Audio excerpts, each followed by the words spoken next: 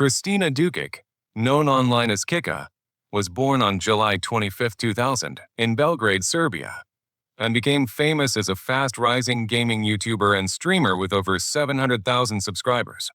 Known for Minecraft, GTV, Counter-Strike, and later Twitch streams. But behind the screen, her life slowly turned into a battle with non-stop online hatred and humiliation. On the night of December 8, 2021, everything came to an end inside her own apartment in Belgrade, where police found her body at around 11:40 p.m., alone, surrounded by medication. And the silence of that room told a story that had been building for years, starting with constant cyberbullying that followed her every post, every video, and every appearance, with people attacking her looks, spreading insults, and sending cruel messages telling her she was worthless, a pressure that never truly stopped after her public feud in 2019 with another YouTuber brought a massive wave of harassment to her pages. In her final weeks, Kika had returned to streaming, but friends said she looked exhausted, emotionally drained, and deeply hurt by the hate that never left her. And in her last videos, she admitted that nothing she did ever felt good enough for people anymore. That night, she was inside her apartment with no signs of struggle or forced entry. And investigators later confirmed that toxicology reports showed a fatal overdose of MDMA and bromazepam, a combination that shut her body down silently. At first, authorities treated the case as suicide based on forensic findings. But the tragedy did not end there, because her mother later claimed that her daughter had been murdered and that a farewell letter found on her computer was written by someone else, which created national shock, public anger, and endless questions about what truly happened in those final hours. While officials concluded in July 2022 that the cause of death was overdose, the emotional timeline was already clear. Years of cyberbullying, daily attacks on her identity, and a young woman slowly losing hope under the weight of internet cruelty. Yoon Ji-ah was a 27-year-old South Korean TikToker and streamer with more than 300,000 followers, known for her bright personality and dreams of growing her career online. But her life story ended not on a screen, but on a lonely mountain road. On September 11, 2025, after finishing her final livestream from Yeongjong Island in Incheon, she believed the day was over.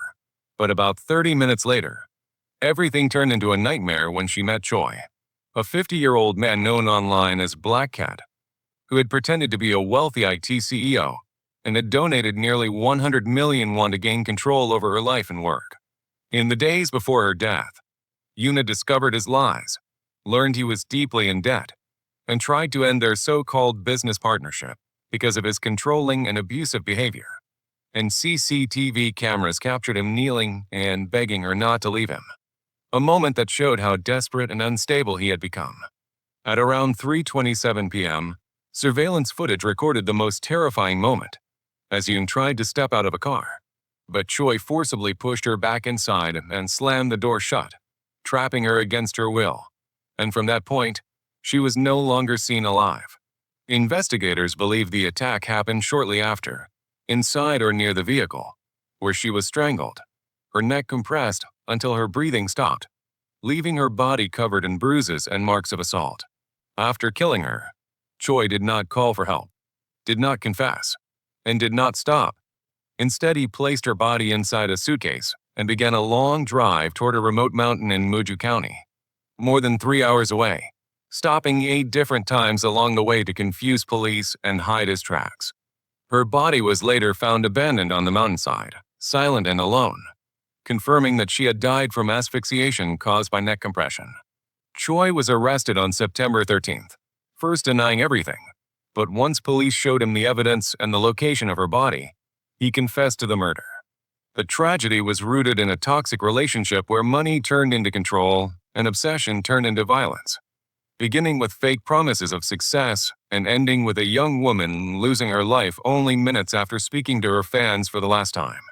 Yoon Ji-ah's final livestream became the last proof that she was alive, and the next half hour became a chain of fear, force, and silence that led her from a car door she could not open to a mountain where her story was cruelly brought to an end. Agnes, EpicGamerGrandma, was born in 1948 in Scotland and became famous late in life as a viral gaming TikTok star with more than 2.4 million followers. Known for playing games like Minecraft and Phasmophobia, and for her humorous filters and honest talks about illness and grief. But her final story was not about fame. It was about a slow and painful fight inside a hospital room. In October 2025, Agnes's chronic obstructive pulmonary disease suddenly worsened. Her breathing became unstable, and an ambulance rushed her to hospital where doctors said her lungs were no longer strong enough to support her body on their own. And only days later, she suffered a major stroke that changed everything, leaving her frail, confused, and struggling to speak. Her grandson began sharing updates as her condition declined, explaining that Agnes was slowly losing her words. Her sentences no longer made sense, and her body was in constant pain as she lay in a hospital bed under heavy medication, surrounded by machines that kept her alive while her strength faded day by day. Weeks passed with no recovery, and then more strokes followed, each one taking something from her. First her speech, then her movement, and finally her ability to respond to the people who loved her, while doctors placed her under continuous care because she could no longer return home. In her final days, Agnes remained in that hospital room, barely able to communicate, but still able to hear, as her family held her hand and spoke to her, telling her she was loved by millions, even as her body continued to shut down from the damage caused by repeated strokes and lung failure. On the night of Sunday, December 21, 2025, at exactly 9:20 p.m., her breathing became shallow, her heartbeat weakened, and while holding the hand of her daughter Pauline, Agnes passed away quietly, surrounded by her family, after months of suffering that began with COPD complications and ended with a fatal series of strokes. Rebecca Heineman was born on May 16, 1963, and became famous as a legendary video game designer and programmer. But her life ended in a sudden and heartbreaking way that shocked everyone who followed her story. How did this happen? In late October 2025, Rebecca began having serious trouble breathing, something that seemed like a normal illness at first, but quickly turned into a nightmare when doctors discovered she had an aggressive and terminal adenocarcinoma that had already spread through her lungs and liver, leaving her body with almost no chance to fight back. On November 16, 2025, doctors told her there was nothing more they could do and moved her into palliative care, meaning her life was now measured in hours instead of months. That same day, she posted a final message online saying goodbye and asking people to use donated money for her funeral instead of treatment, a message that made it clear she knew the end was near. On November 17, 2025, inside a hospital in Rockwall, Texas, her breathing became weaker and slower as the cancer shut down her lungs and organs one by one, while her family stayed beside her bed knowing they were witnessing her final moments.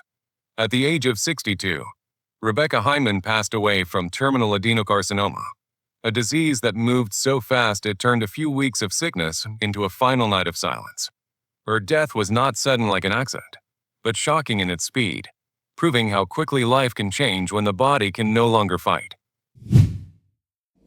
Maria Remilia Creveling was born on July 1, 1995, and became famous as the first woman to compete in the League of Legends Championship Series. But her life ended suddenly on December 27, 2019, at the age of 24, inside her home in Las Vegas, Nevada.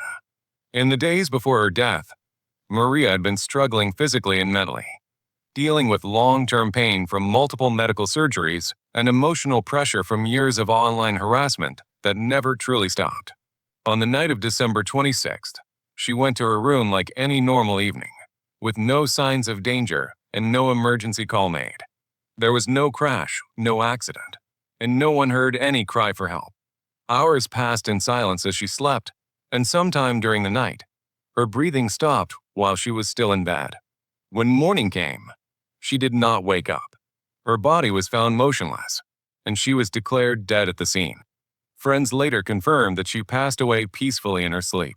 No official medical cause was publicly released, but those close to her said her death followed years of physical complications from failed surgeries and severe emotional stress. There were no drugs, no violence, and no outside attack involved. The tragedy happened quietly, inside her own bedroom, turning an ordinary night into her final one. Maria's death was not a single sudden event, but the end of a long struggle with pain, pressure, and exhaustion, where her body finally gave out without warning, leaving behind unanswered questions and a life that ended far too early.